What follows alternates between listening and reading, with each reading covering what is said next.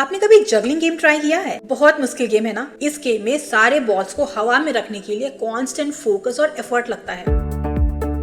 ठीक उसी तरह से अगर सच में आपको इन्वेस्टमेंट से पैसा बनाना है तो आपका पूरा पोर्टफोलियो एक सिंगल एसेट क्लास में टिका हुआ नहीं होना चाहिए। इसीलिए multi asset allocation fund equity, debt और गोल्ड में इन्वेस्ट करता है ताकि बैलेंस बना रहे। अभी लास्ट ईयर में मार्केट में बहुत ज्यादा हलचल देखने को मिला है, चाहे जियोपॉलिटिकल टेंशन हो या इकोनॉमिक फैक्टर हो, इन सब के बीच में भी मल्टी एसेट एलोकेशन फंड डट के खड़ा था। पिछले एक साल में जब मार्केट बहुत वॉलेटाइल था, निफ्टी 50 इंडेक्स ने -4% का रिटर्न दिया, लेकिन मल्टी एसेट एलोकेशन फंड ने लगभग एवरेज 7% का रिटर्न दिया है। तो इस वीडियो में मैं 3 top multi asset allocation fund discuss करने वाली हूँ। वीडियो पूरा देखिएगा, आपको बहुत कुछ सीखने को मिलेगा। एक डिस्क्लेमर है, ये जो फंड मैं डिस्कस कर रहा हूँ ये कोई फाइनेंशियल एडवाइस नहीं है, ये एजुकेशनल पर्पस के लिए बनाया गया है ताकि आप एक इन्फॉर्म्ड इन्वेस्टर बने। तो फर्स्ट फंड है ICICI prudential multi asset allocation fund. ये फंड काफी पुराना है, 13 इयर्स 5 मंथ हो चुका है। AUM है 84,165 करोड़, जो मल्टी एसेट एलोकेशन फंड की कैटेगरी में सबसे ज्यादा है। एक्सपेंस रेशियो है 0.61%। जब से फंड लॉन्च हुआ है तब से इसने 16.18% का एवरेज एनुअल रिटर्न बना के दिया है। हर 5 साल में इसने पैसे को डबल किया है। ICICI Pru multi asset allocation fund का जो लास्ट 3 इयर्स का रिटर्न है वो है 17.39%, लास्ट 5 इयर्स का है 17.91% और लास्ट 10 इयर्स का है 16.61%। अगर आप जानना चाहते हैं कि आईसीआईसीआई प्रू मल्टी एसेट अपने पैसे को डिफरेंट एसेट्स में कैसे लगाता है, 100 में से 60.49% इक्विटी में इन्वेस्ट करता है। फंड का लगभग 60% पैसा शेयर्स में इन्वेस्ट है और इससे लॉन्ग टर्म में हायर रिटर्न एक्सपेक्ट की जा रही है।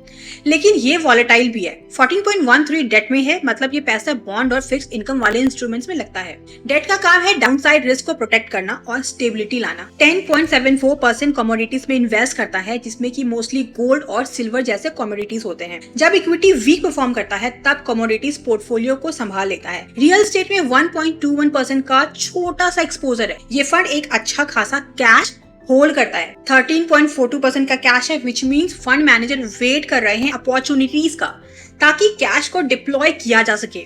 यह एलोकेशन शो करता है कि फंड सिर्फ इक्विटी पर डिपेंडेंट नहीं है, उसके साथ डेट, गोल्ड और कैश भी है, जिससे रिस्क कम हो जाता है। इस फंड का 67.28% equity investment large cap companies में है। बड़ी और स्टेबल कंपनीज में ज्यादा इन्वेस्ट करता है और ग्रोथ और हाई रिटर्न के लिए मिड कैप में 20.86 और स्मॉल कैप में 11.86% का एक्सपोजर है। फंड मैनेजर का फोकस लार्ज कैप और ग्रोथ पर दिखता है, जैसे कि बड़े बिजनेस, ग्रोथ ओरिएंटेड कंपनीज और लॉन्ग टर्म वेल्थ क्रिएशन पर ज्यादा फोकस है। टोटल 126 स्टॉक्स होल्ड करती है, जो डाइवर्सिफिकेशन दिखाता है। टॉप 5 कंपनीज का वेट 25% के आसपास है, मतलब फंड किसी एक स्टॉक्स पर बहुत ज्यादा फोकस नहीं करता है। टॉप 3 सेक्टर है बैंकिंग, IT और फाइनेंशियल सर्विस, जो मिलकर 37% का पोर्टफोलियो बनाते हैं। मेजर कंपनीज जिसमें ज्यादा इन्वेस्टमेंट है वो है HDFC bank, ICICI bank, Bajaj Finserv, axis bank, Infosys वगैरह। नेक्स्ट फंड है SBI multi asset allocation fund. काफी पुराना फंड है, 13 इयर्स 5 मंथ हो चुके हैं। इस फंड का AUM है 18,290 करोड़। एक मीडियम साइज्ड फंड है। एक्सपेंस रेशियो है 0.61%। लास्ट 1 ईयर में फंड ने 13.98% का रिटर्न दिया है। लास्ट 3 इयर्स में 17.67% का रिटर्न दिया है। ये एक स्ट्रॉन्ग परफॉर्मेंस है। पिछले 3 सालों में इक्विटी मार्केट काफी बुलिश रहा, जिसका फंड को बेनिफिट मिला है और साथ में गोल्ड का भी सपोर्ट रहा है। लास्ट 5 इयर्स में 14.53% का रिटर्न दिया है। इस पीरियड में कोविड क्रैश, रिकवरी और बुल मार्केट सब इंक्लूडेड है। इसके बावजूद 14% CAGR मेंटेन करना एक स्ट्रॉन्ग परफॉर्मेंस दिखाता है और 10 इयर्स में 12.45% का रिटर्न दिया है। 10 इयर्स सबसे इंपॉर्टेंट होता है क्योंकि इसमें मल्टीपल बुल और बियर मार्केट कवर होते हैं। SBI मल्टी एसेट्स की जो पोर्टफोलियो ब्रेकडाउन है वो इस तरीके से है। 47.14% इक्विटी में इन्वेस्ट करता है।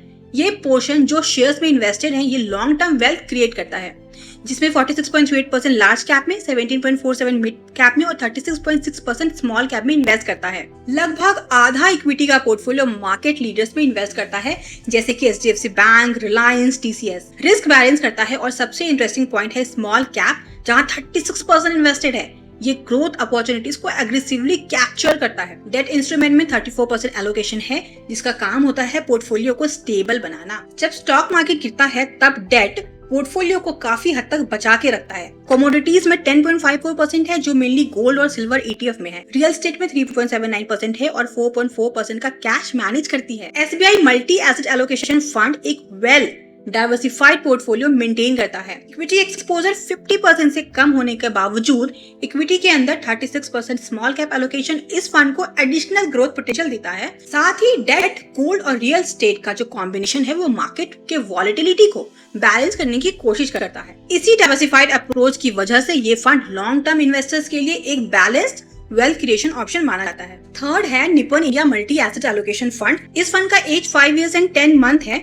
AUM है 15,481 करोड़। एक मीडियम साइज्ड फंड है अपने कैटेगरी में। एक्सपेंस रेशियो है 0.32%। जब से ये फंड लॉन्च हुआ है तब से इसने 18.19% का एवरेज एनुअल रिटर्न दिया है। लास्ट 1 year में इसने 15.27% का एनुअल रिटर्न दिया है। 3 years में 20.8% का रिटर्न बहुत एक्सीलेंट रिटर्न माना जाता है। पोर्टफोलियो ब्रेकडाउन करे तो Nippon India multi asset allocation fund की ये इक्विटी में 59.84% का इन्वेस्टमेंट है। इसका मतलब लॉन्ग टर्म में वेल्थ क्रिएशन का मेन सोर्स इक्विटी ही है। अगर स्टॉक मार्केट अच्छा परफॉर्म करेगा तो फंड के रिटर्न का सबसे बड़ा कॉन्ट्रीब्यूशन इक्विटी से आएगा। डेट में है 22.04%। डेट का काम है पोर्टफोलियो में स्टेबिलिटी देना। कमोडिटीज में 14.95% का एलोकेशन है, मेनली गोल्ड एंड सिल्वर में। इक्विटी पोर्टफोलियो में सबसे बड़ा एलोकेशन है लार्ज कैप में 73.06%, मिड कैप में 17.62% और स्मॉल कैप में 9.32% का एलोकेशन है। इट मींस फंड स्टेबिलिटी को ध्यान में रख के इक्विटी में इन्वेस्ट कर रही है। टॉप 10 कंपनी सिर्फ 32% का ही पोर्टफोलियो बनाती है, मतलब फंड किसी एक या दो कंपनीज पर ज्यादा डिपेंडेंट नहीं है। इक्विटी एक्सपोजर लगभग 60% है, लेकिन उस इक्विटी का ज्यादा हिस्सा लार्ज कैप में इन्वेस्ट किया गया है 73% का, जिससे पोर्टफोलियो कंपैरेटिवली स्टेबल रहता है। साथ ही डेट और कमोडिटीज का मीनिंगफुल एलोकेशन मार्केट वोलेटिलिटी को कुशन करने में मदद करता है। ये स्ट्रेटेजी लॉन्ग टर्म इन्वेस्टर्स के लिए डाइवर्सिफाइड वेल्थ क्रिएशन पर फोकस करता है। वीडियो अच्छा लगा तो प्लीज एक लाइक जरूर कीजिएगा। अपने सवाल को आप कमेंट सेक्शन में लिख सकते हैं। So this is Nidhi Anand signing off, टाटा बाय बाय।